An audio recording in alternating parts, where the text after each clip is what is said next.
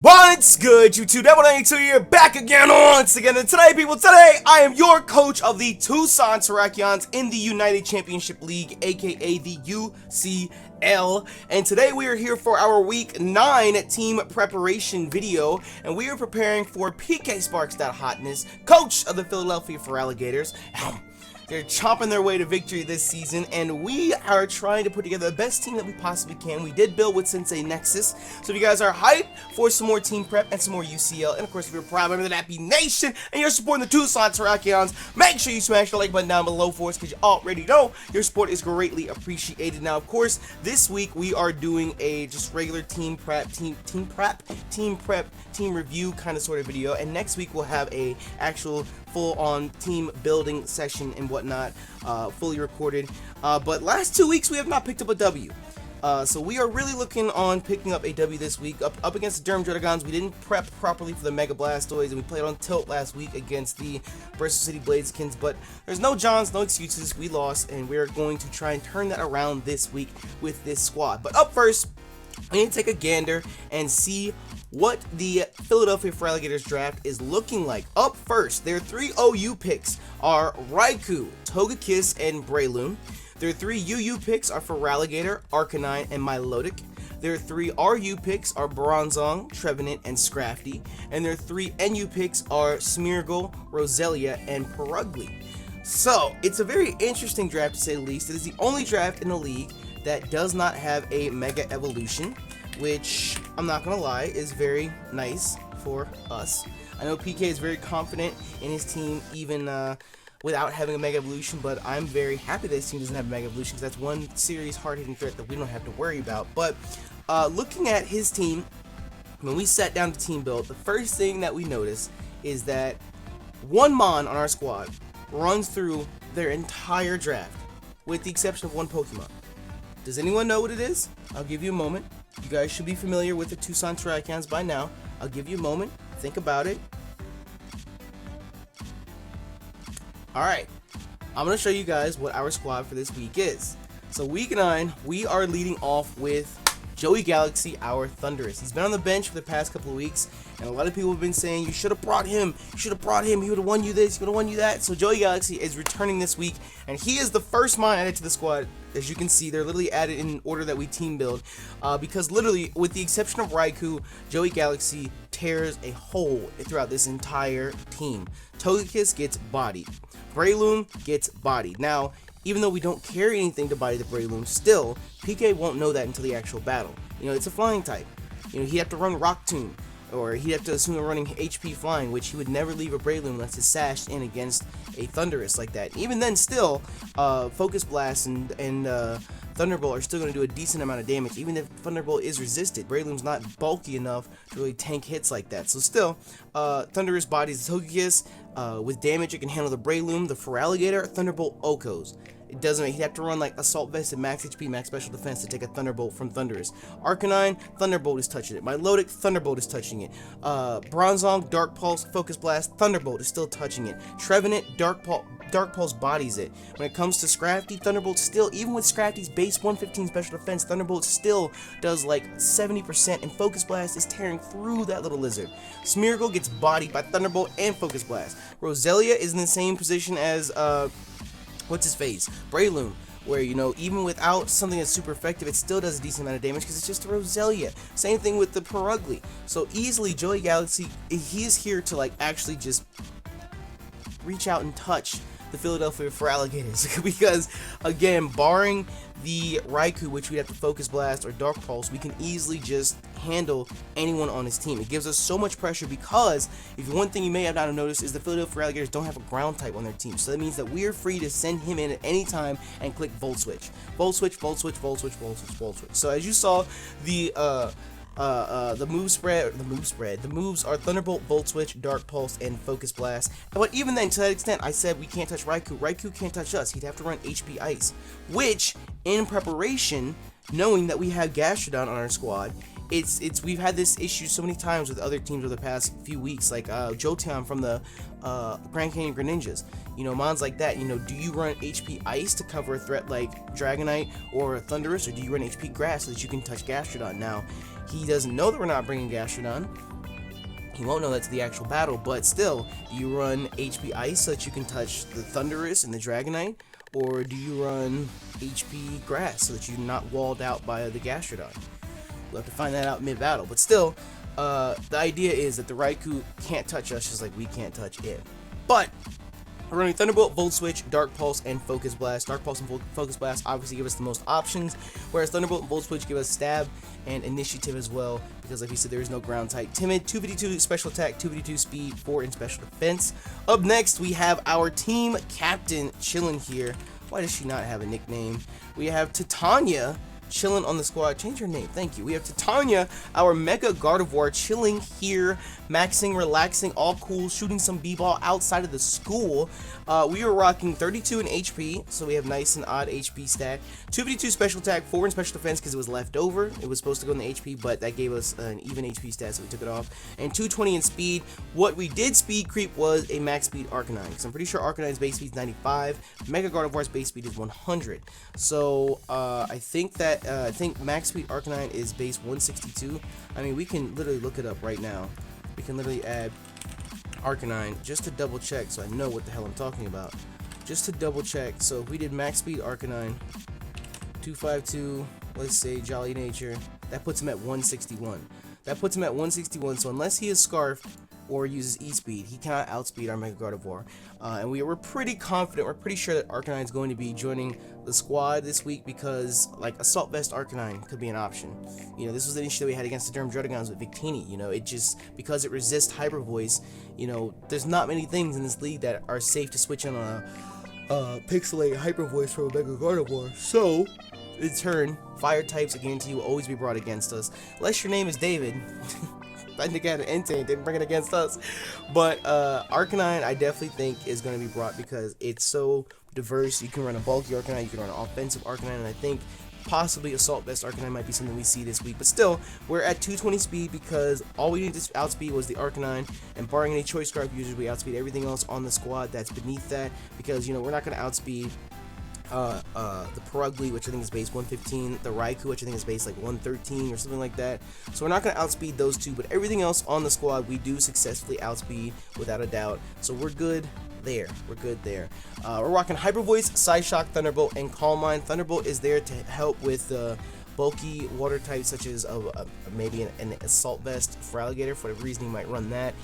In addition to my Milotic, you know, it just helps us get that little extra chip damage in, because I don't think Hyper Voice 2-Co's Milotic, whereas I think a combination of Hyper Voice and Thunderbolt does. So let's say he wants to swap in Milotic on a Hyper Voice, it'll do like 40%, and then Thunderbolt will clean up from there. So it's good to have those options there, and plus Thunderbolt is there to help us touch the Togekiss, because if he brings a specially defensive Togekiss to help soak up Hyper Voices, then we can click Thunderbolt and catch him off guard as well. Now, Psyshock is there for, what was the whole point in us putting Psyshock on the squad versus Psychic? I think it was for the Togekiss as well as the Milotic, just in case they run specially, and the Arcanine, since he resists Hyper Voice if he ends up making it specially built. But when it came to the last move slide, it was again one of those weeks where we just didn't know what to put at the end. You know, we didn't know what we were gonna end up doing, and maybe in hindsight we should have put Shadow Ball for the Bronzong, because I'm pretty sure Bronzong's gonna be on his way. But what we ultimately decided to do, oh no, what we decided to do is, no matter what, against Bronzong, don't leave Titania in, because Shadow Ball isn't doing enough damage versus a Gyro Ball from him, so it wasn't worth the risk versus reward. So we just decided to go ahead, if it's ever Titania v Bronzong, just swap Titania out and just play accordingly. Which, when it comes to a Bronzong can only do X amount of things. You know, he's gonna Gyro Ball, he's gonna Earthquake, he's gonna Toxic, he's gonna Stealth Rock. I feel like that's gonna be the exact moves that he ends up bringing, but still, it's not worth leaving it in, especially when Hyper Voice touches so many different mons on his squad and deals out so much damage. It's not worth taking the 70+% from a Gyro Ball just so he can Shadow Ball a Bronzong. So, last move we decided to run was Calm Mind. We spoke about Calm Mind versus Substitute, and there really isn't too many opportunities for us to set up a substitute, especially since a lot of mons that you could potentially set a substitute up on still end up breaking that sub. Like, we were thinking about setting a substitute up against the Milotic, but Scald does like 23 to 28%. So it's like we'd have to get the absolute minimum roll in order for the substitute to actually stay up. So it's just one of those things where it just ended up not being worth it. So what we decided to do is, instead of clicking substitute, we can click Calm Mind. We'll take the 23 to 28% damage, and then Calm Mind will help us take the next one even better. So if we set up 1 Calm Mind, possibly 2, then we're actually dealing out and dishing a lot more damage to the squad. And like we said, Mega Gardevoir outspeeds everything on the Philadelphia Feraligatrs team, barring an E-Speed Arcanine, the Perugly, or the Raikou. And even then, with a Calm Mind up, Raikou isn't doing that much. If we're at +2 with Calm Mind, Raikou Thunderbolt is not going to hurt us that badly, whereas a Hybrid Voice is going to tear through that little Sabertooth. So that's the idea behind the Calm Mind versus substitute debate argument, whatchamacallit. But still, Titania is here to lead our team to victory. Up next, we have Nutcracker, the Chesnaught, who is here because this is our answer to the Gator. You know, last year we battled PK in the Philadelphia Feraligatrs, and Gator didn't show up, so we don't have a lot of experience. But Gator could possibly make his debut against us here today, and we wanted to bring Nutcracker because he successfully stops Gator in his tracks. You know, if Gator decides he wants to set up with a Dragon Dance, I think even with a Dragon Dance we still live in Ice Fang because it's not Stab. But it's here to go ahead and take a hit, and Rocky Helmet damage will take it away, and then Wood Hammer with this specific amount of attack investment. I'm sure you see it's 148 HP, 108 attack, 252 defense, Impish Nature. We can actually OHKO. We're guaranteed to kill with Rocky Helmet damage. So if he attacks us and we live 1 hit, we can in turn click Wood Hammer and obliterate that Gator. We'll send him back to the swamp he crawled out of. So we're rocking Wood Hammer, Drain Punch, Earthquake, and Synthesis. Only downside is with this moveset, we can't touch Togekiss. And it's one of those things where, like, we debated running Poison Jab, but very similar to Titania, the Feraligator situation aside, you know, this Chesnaught handles most of the Philadelphia Feraligatrs team. You know, we can Earthquake the Bronzong, we can Drain Punch the Bronzong, we can Wood Hammer the Milotic, we can Earthquake the Arcanine, we can Drain Punch the Breloom. We can Earthquake the what's the thing called? The Raikou. That does like 70% damage, some shit like that, wild amount. You know, we can touch pretty much everyone here. We can't really mess with the Trevenant either, but still, when it comes to League format, you can't have one Pokemon that can take on everything. You know, if we would have put Poison Jab on here, then yes, the Togekiss would have been touched. Yes, the Trevenant would have been touched. But at the same time, it's one of those things, like I said, you can't handle every Pokemon. It's a 6v6, not a 1v6. So we decided to rock out with Synthesis instead on the off chance that we get the chance to use it, because he walls out and does so much damage to everyone on their team. It wouldn't be a bad idea to keep him around. So we can click Synthesis and get some HP back and do what we need to do. It just comes down to playing safely with it, because if we send him in and think, oh no, he's going to swap out, and we click Synthesis and he clicks Dragon Dance, then we're screwed. So we just need to play careful with it and play safely with it. Like I said, it does a lot of damage, and we actually have attack into it. It's bulky offense. That's what I like the most about it. So Nutcracker's joining us again this week. Up next, we have Britannia, who is an actually very semi-crucial member to the squad. Because, as you see, we're 2v2 HP, 2v2 defense, 4 in special defense, bold nature. But we're rocking Wakon Berry, so that we can take a Thunderbolt from the Raikou even better. Because one thing that we were worried about is sub-Calm Mind Raikou. And Scald, like we spoke about before, with Milotic versus the Gardevoir, does at least 25% to the Raikou, barring him setting up time and time again. But this gives us the option to at least break a sub, and we can send other people in to go ahead and handle it. Even with the substitute up, I think Hyper Voice from Titania still does like 40%, because Hyper Voice goes through sub. So we have options, we have ways to deal with the sub Calm Mind Raikou. It's just, this is one of those things where it's almost a guarantee to break the sub kind of ordeal. So the Wakon Berry will go ahead and soak up the electric hit, at least one, and we're able to Scald. And Grass Knot is there for the Gator, so that we're not walled out by the Gator and the Milotic. And we just needed to have Stealth Rocks up, because a lot of these things end up being rolls. And then Defog is there because, as you see our next team member, we really need to handle hazard control this time around. So past couple weeks we haven't really played too smart with Britannia, so we need to keep it alive this time so that Defog can clear the rocks away, so the next team member can come in and do its job. So, moving on down the line, our next team member, we have Pearl the Dragonite coming through, and for the first time, we are not running Choice Band. I know, what was it, 2 weeks ago, or in one of our team prep videos, we discussed running multi-scale weakness policy, Pearl the Dragonite, and I don't know, just band it, like I said 100,000 times. If it's not broken, you don't need to fix it. and Banded Dragonite just does so much work. It does so much damage. It helps sweep, it helps clean up, it does what it needs to do. But this time around, we're deciding to run weakness policy because Bandit, when it comes to the walls that Philadelphia Feraligatrs have, it just doesn't do enough. You know what I mean? It's one of those things where it's like, if it was one or two mons that Dragonite couldn't handle, that's fine. But when it comes down to like the Togekiss, the Feraligatr, a bulky Arcanine, bulky Milotic, Bronzong, Scrafty, you know, it just comes down to those things where it's like Bandit does a shit ton of damage, don't get me wrong, but it's at the same time, it's like, it just doesn't have enough behind it, which is, I know, contradictory because I said that if it's not broken, don't fix it. But this time around, we're going to go ahead and try weakness policy. It's very situational, very situational. We have 252 speed, 252 attack, 4 in special defense. The speed is there obviously so that we can guarantee to outspeed Gator and Arcanine once we get a Dragon Dance up and whatnot. But we're rocking Dragon Claw, Iron Head, Extreme Speed, and Dragon Dance. The reason I'm running Jolly over Adamant is because with the idea of a Dragon Dance plus a weakness policy, we don't really need to be Adamant. Once you're sitting at +3, nothing on this team lives. Nothing on this team lives. I mean, Iron Head, the reason we're running Iron Head is specifically for the Togekiss because like Extreme Speed, we have Fire Punch as well because the whole issue was Togekiss and Bronzong. You know, those are the two things that are walling pro right now. So it's like, do you run Earthquake to cover the Bronzong? But what if he has Levitate? Then you can't touch the Togekiss or the Bronzong.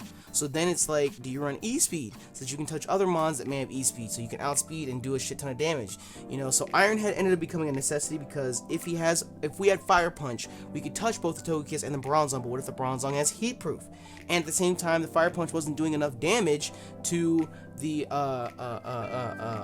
Togekiss either. So what we ultimately decided to do is a +3 Dragon Claw does like 75% or something like that to a Bronzong, and that was the compromise we had to go with. So we're running Iron Head so that we can obliterate the Togekiss, so we don't have to end up being Thunder Wave, we don't have to end up being Dazzling Gleam and whatnot. We can obliterate the Togekiss, and at the same time, Dragon Claw just ends up doing like 77% to Bronzong. So if he has any damage, that'll be nice. If we get a crit, that'll be nice. But the only mon that we can't OHKO sitting at +3 would be the Bronzong. Everything else gets absolutely torn through, annihilated by Dragon Claw, and of course Iron Head for the Togekiss as well. And E-Speed is there just in case there's other E-Speeders. You know, for whatever reason, if during our tear, if it successfully happens, we ended up being toxic or whittled down a little bit. If it comes down to like a Aqua Jet or a E-Speed from the Arcanine, or just any sort of priority, we're guaranteed to outspeed that in turn. So it's just there for security. But like I said, it's the only thing that makes me nervous is that it's very situational. You know, we need to get a Dragon Dance up, at least one, for this to put in work. We need to keep our multi-skill intact, which is why I say Britannia is so important. We need default. We need to keep the rocks off the field on our side. Even if it means sacrificing rocks on the other side of the field, we need to keep the rocks gone. So once you get rid of whatever rocker they end up bringing, which I think the only person that can set up stealth rocks on their squad is the Bronzong. I'm pretty sure. Well, there's Smeargle. But aside from that, I'm pretty sure that's the only ones that set up stealth rocks on their squad. So once we get rid of them, we can get rid of the rocks, and we don't have to worry about hazards being there anymore. So Pro can successfully come in with the multi-scale.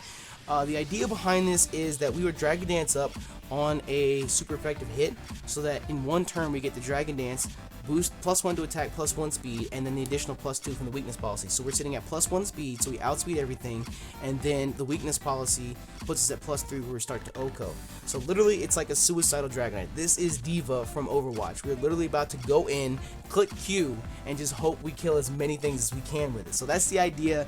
Ideally, it's one of those things where it's like, if we get a free chance to send in Dragonite against Milotic, you know, regular Dragon Claw, Milotic I think can tank one, and even with weakness, even with multi-scale, Ice Beam does 50%. So the idea is that we tank the 50% with the multi-scale, we get the Dragon Dance off, weakness policy activates, and at that point, Milotic is getting obliterated by Dragon Claw, and anything else they want to send in is getting touched, pretty much.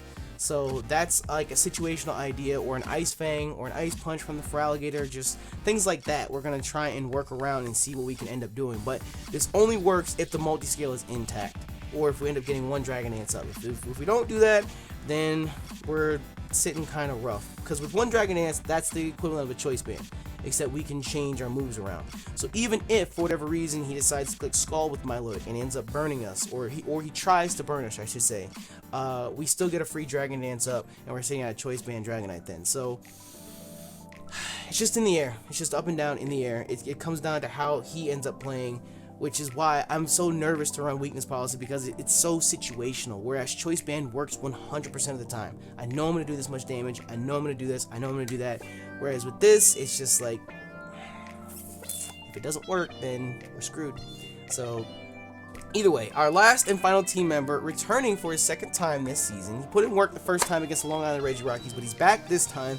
We have Richtofen. Look at the sniper from the box. We have Richtofen, the Drapion, and he is Assault Vested. Jolly, 252 speed, 252 attack, 4 in special defense. He is here to help us deal with Sub Calm Mind Raikou. Of course, his moveset allows us to touch other things on the squad as well, but specifically, we're afraid of Sub Calm Mind Raikou, especially since we didn't end up bringing Rotom 30 minutes.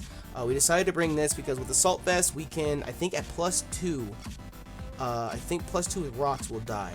So as long as he has +1, we can send this in and break a sub with Earthquake. It does like 70%. And Assault Vest allows us to soak up a Thunderbolt or whatnot.